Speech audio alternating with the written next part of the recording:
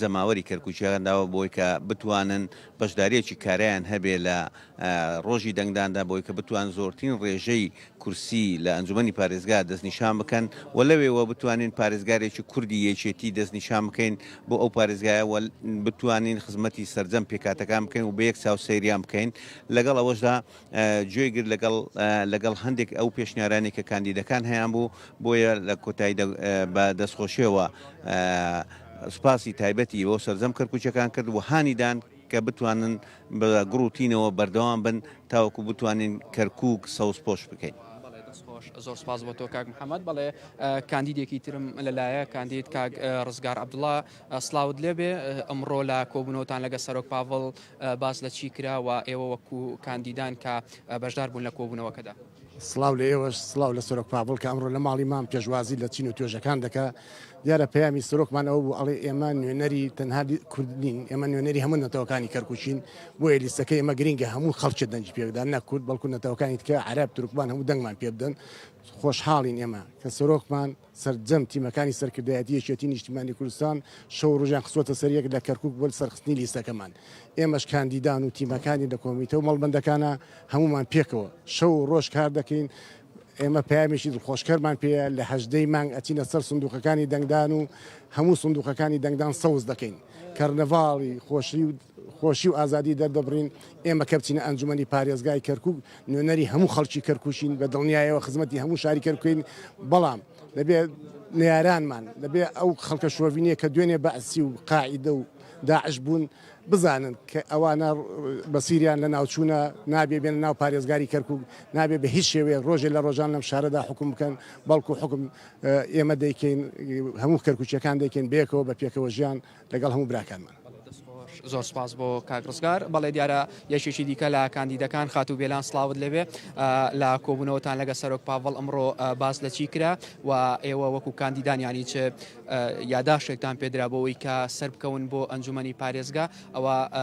خزمەتی هەموو پێکاتەکانی کەرکووکیش بن. هاتنەکەم ڕێی جەنابی کاک بافڵ بەڕاستی زۆر پشتیوانێکی بەهێز و بۆ ئێمە کاندید هەروها بۆ لیستەکە هەروها بۆ خەڵکی کەرکووک و کەرکووکیەکان زۆر بە گەورەی لی ئەڕوانن چکە هەمیشە لە ڕابردوو جەنابی مام جەلال لە کاتی هەڵبژاردنەکاندا دەهاتە شاری کەرکووک و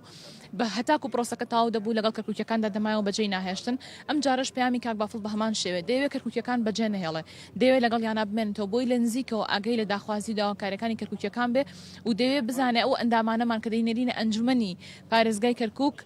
چۆن کار دەکەن چۆن خزمەتی خەڵکی ئەم شارە دەکەن دەیەوێت ئەم جارە خۆی چاودێر بەسەر ئەندامەکانەوە کە سەر دەکەون لەگەڵ ئەوەشدا پەیامێکی دڵخۆشکەری پێبوو بە هەموو لایەک ڕاستە زۆربەی کاندیدەکانمان لەوە ناچێ هەموو بەیەکەوە سەرکەوین ڕێژێکی باشین بەڵام زۆر دڵخۆش بووی کە ئەمە کاندیدی بەهێزمان هەیە خەڵکی زۆر بە ئەزمون و خاوەن بڕوانامەی باڵا و بەتوانامان هەیە بەڵێنی ئەوەیدا ئەو کاندیدانە کە سەر دەکەون دەچنە شوێنی خوێن و ئەوانی تریش هەموو لە پێگەی باش و مۆقعی باشی حکومی و حیزبیشدا جێگەیان بۆ دەکەنەوە. واتە ئێوە ئەوەتان پێوترا کە لەسەر هەمان سیاسەتی سەرۆک مام جەلال دەبێت پارێزەری سەرجەم پێکاتەکانی کەرکووک بن کە ئێستا سەرۆک پاڤڵیش لەسەر هەمان ڕێباز بەردەوامە وەڵێکی لە پەیام ڕئیسەکان درێژە بە خەباتی سیاسی خۆمان دەدەین بە یەکگرتووی لەگەڵ هەموو پێکهاتەکاندا چونکە ئێمە لەگەڵ کۆمەڵێک پێکهاتە و کۆمەڵێک ئەدیان و مەزهەبدا لەم شارە دەژین زۆر گرنگە بتوانین برایەتی و تەبایی لە بینی خۆماندا ڕابگرین و ڕێز لە هەموو لایەنەکان بگرین و لە هەمان کادا خەباتی سیاسی خۆشمان درێژە پێ بدەین. زۆر سپاس بۆ تۆ سپاس بۆ تۆش بەڵێ دیارە کاندیدێکی دیکە کاک حەسەن سلااوت لێبێ پەیامی ئێوە لەم ڕۆژەدا کە سەرۆک پاڤڵ لەگەڵدا کۆبوونەوە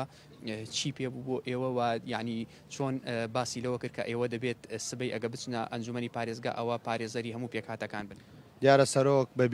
ببینینی ئێمە خۆشحاڵ بوو ئێمەش ببینینی ئەو خۆشحاڵ بووین کە وتی لە دەرەوەی کە لیستەکە ئێمەش دەیان کەس باسییان لەوە کردو و حزب لایەنەکانی تریش کە لیستێکی بەهێزمان هەیە و کاندیدی بەهێزمان هەیە و پشتیوانی و پشتگیری خۆی دووپات کردەوە بۆ لیستی هاوپەیمانی کەرکووک هێزوی رادەمانە و بەڵێنی ئەوەیدا کە لە نزیکەوە چاودێری بارودۆخانی کەرکووکەکە و کات تەرخانەکە بۆمانەوە لە کەرکووک بۆی کە لەسەر هەمان ڕێبازی ڕەوانشاد سەرۆک مام جەلال بین و بڕیارمان داوە کە لە داهاتوودا کەرکووک بنیادەنێنەوە و خزمەتگوزاریەکانی زیاتر پێشکەش بە خەڵکەکە یەکەین و ئەو نادادی و نەعەدالەتی کە هەیە کۆتایی پێێنین پەیامەکانی هەمووی بۆ پاڵ پشتی و پشتیوانی کەرکووکیەکان بوو بۆ لیستی هاوپەیمانی کەرکووک هێزوی رادەمان بوو و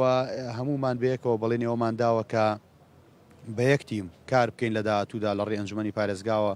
بۆ چاکردنی سەررجەم ئەو خەلەل و کەم کورتانی کە لە کەرکووکێ. زۆر سپاس بۆ تۆش بەڵێ دیارە وەک ئاماژەم بۆ کرد دەمەوێت ینی زۆرترین کاندید وەربگرم دکتۆر سلااوت لێبێ پەیامی ئێوە کە ئەمڕۆ لەگەڵ کاکباڤڵدا کۆبوونەوە. بەڵێ سلااوتان لێبێ خێر بن. ئەمڕۆ لەگەڵ جنابی کاکبافڵ لە سەرۆکی یەکێتی نیشتیمانی کوردستان کۆبووینەوە جنابیان هاتبوون بۆ پاڵپشتیکردنی لیستی هاوپەیمانی کەرکووک هێز و ئیرادەمانەوە لە ناویشانە کاندیدەکانی زۆر بە ئاشکرا پێیوتین ئێوە هەرچیتان لە دەست دێ بیکەن بۆ خزمەتی ئەم میلەتە لەم شارەیە گرنگجی دروستکردنی تیمێکی تۆکمە کارا و کاریگەر لە ناو ئەنجومەنی پارێزگایە دووپات کردەوە لەگەڵ کۆمەڵی وردەکاری بۆ ئەوەی بیسەلمێنین بۆ هەموو خەڵک دروشم و پەیڕە و پرۆگرامی لیستەکەمان چۆنە و ئەو قسانەی کە کردومانە ئەو بەڵێنانەی کە داومانە وردە وردە کاری لەسەر بکەین بە کردار بیسەلمێنین. لەسەر هەمان ڕێبازی سەرۆک مام جەلالیش ئێوە کە دەچنە ئەنجومەنی پارێزگا خزمەت بە هەموو پێکهاتەکان بکەن. بە تاکید ئێمە ئەبینە نوێنەری سەررجەم خەڵکی شاری کەرکووک پێکەوە ژیان فێری ئەو کەسانەشەکەین کە پێکەوە ژیانیان قبول نییە. دیموکراسیەت فێری ئەو کەسانەشەکەین کە سیاسەتی خۆسەپێنی لەم شارەیە پەیڕەوەکەن هەمیشە لەگەڵ سیاسەتی چەپکەگوڵەکەی مام جەلالا بووینە و ئەمەش بەڕاستی حکومڕانیەکی تەندروستە کەسانێک خۆیان سەلماندووە کە بۆ حکومڕانی ئەم شارە نابن ئێمە فێریانەکەین چۆن حکومڕانی شارێکی وەکو کەرکووک بکەن بەڕاستی. زۆر سپاس بۆ تۆ سپاس دکتۆر. بەڵێ دکتۆرە سوزان سلااو دەوێ بەڕێستانیش وە کاندیدەیەک پەیامی ئێوە کە ئەمڕۆ لەگەڵ سەرۆک پاڤڵدا کۆبوونەوە باسی چی کرا چی بە ئێوەی کاندیدان وترا بۆەوەی کە لە ئەنجومەن پارێزگاری لە هەموو پێکاتەکانی کرد.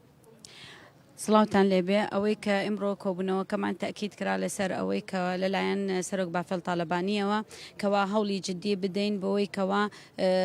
لە ئەنجومەنی پارێزگا بە سیاسەتی چەپکە گوڵەکەی مام کار بکەین و هەوڵی ئەوە بدەین کەوا ئێمە لە بینی نەتەوەکانە هیچ فەرق و جیاوازیەک نەکەین و هیچ عنسریەتێک بەکار نهێنین کە کەوتینە خزمەتکردنی خەڵکەکە هەمویان بە یەک چاو سێر بکەین چونکە ئێمە خەڵکی شاری کەرکووکین شاری کەرکووک ئەو شارەیە کە مام جەلال ناوی هێناوە قودسی کوردستان ئەبێ ئێمە بیپارێزین و لە هەمان کاتە ئێمە داواکاریەکمان کرد لە سەرۆک بافەڵ تاالبانی وتمان ئێمە ئومێدێکی زۆرمان بە سەرۆکا هەیە و داواکارین لیکەوە ئەو ئومێدە پەرەی پێبداوا بک لە خەڵکی کەرکووک هەمووی بە جۆش و خۆشەوە بچێ بۆ سەر سەنوقەکانی دەنگدان و بدابلستی هاوپەیمانی کەرکووک هێز و ئیرادەمانە و ئەو ئەم هاتنەی بۆ ئێرانە هاتنێکی زۆر گرنگ بوو لە بەرەوەی پاڵپشتی خۆی بۆ کاندیدان و بۆ خەڵکی شاری کەرکووک دووپات کردەوە و لەگەرمانە وعدیدا پێمان کەوا بتوانێت لە ئاهەنگی سەرکەوتنی لیستەکەمانە بەشدار بێ لەگەرمان لەسەر قەڵای کەرکووک. زۆر سپاس بۆ تۆ دکتۆرە. بەڵێ دیارە ئەمانەی کە هەن ئەو پەیامی کاندیدانی هاوپەیمانی کەرکووک هێز و ئیرادەمانە کە ئەمڕۆ لەگەڵ سەرۆک پاڤڵ سەرۆکی یەکێتی نیشتیمانی کوردستان کۆبوونەوە لیارە دیارە دیدار و کۆبوونەوەکان بەردەوامیان دەبێت ئەوەی کا هەیە ئێمە لە داهاتوودا یاخود لە گەشتەکانی تردا نوێترین زانیاری بە ئێوەی بینەر دەدەین لە سەر هاتنی سەرۆک پاڤڵ بۆ کەرکووک.